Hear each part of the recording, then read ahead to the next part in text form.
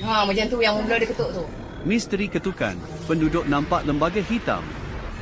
Kuala Pilah, selepas 10 hari gangguan ketukan misteri di Kampung Kepis, di sini, beberapa penduduk mendakwa ternampak makhluk hitam menyerupai manusia, malam tadi.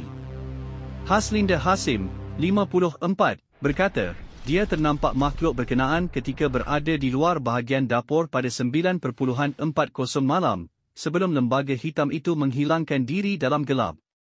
Sebelum itu, anak sulung berusia 17 tahun keluar manakala saya hanya bersama seorang lagi anak berada di rumah. Tidak lama kemudian anak sulung menghubungi saya memaklumkan supaya menutup semua pintu dan tingkap kerana ada sebuah rumah yang sudah diganggu.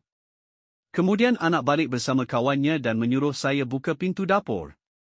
Tiba-tiba kami terdengar bunyi seperti objek jatuh di bahagian hadapan rumah, katanya ketika ditemui di rumahnya Kampung Kepis Hileh, di sini, hari ini.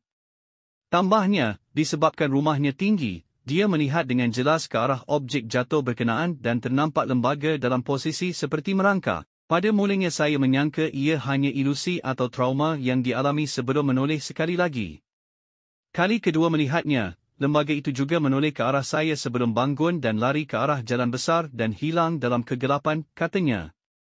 Menurutnya, sehingga awal pagi tadi, sudah 4 kali rumahnya diganggu dengan kejadian terakhir 2.30 pagi tadi yang mana dia mencakar dinding serta bunyi seolah cuba mengumpil tingkap kaca. Sementara itu, seorang lagi penduduk, Mariam Johid, 67, berkata, anaknya sempat bertentan mata dengan lembaga berkenaan selepas terdengar pagar rumah seperti digoncang. Ini kali kelima rumah kami diganggu. Malam tadi ketika saya bersama 2 anak dan cucu berada di rumah kira-kira 9 malam, kami terdengar pintu pagar di hadapan rumah digoncang.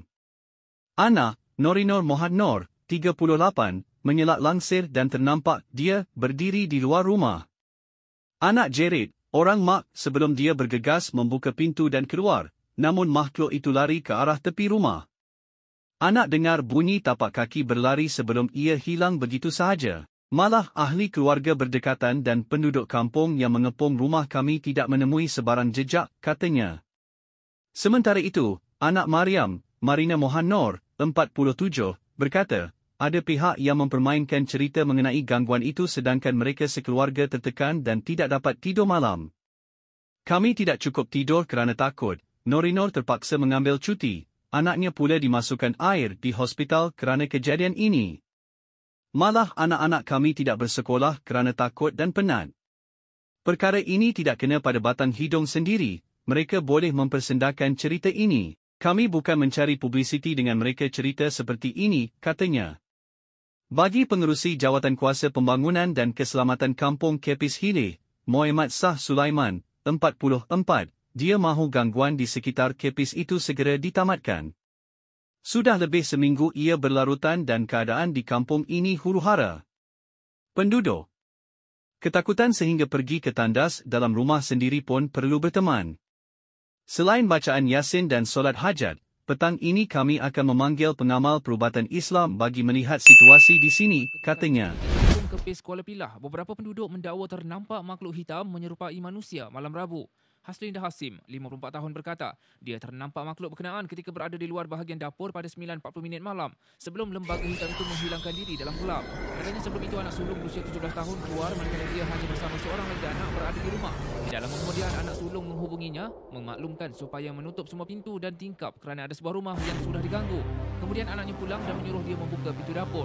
Tiba-tiba mereka terdengar bunyi seperti objek jatuh di bahagian hadapan rumah. Tambahnya disebabkan rumahnya tinggi, dia melihat dengan jelas ke arah objek jatuh kenaan dan ternampak lembaga dalam posisi seperti merangkak.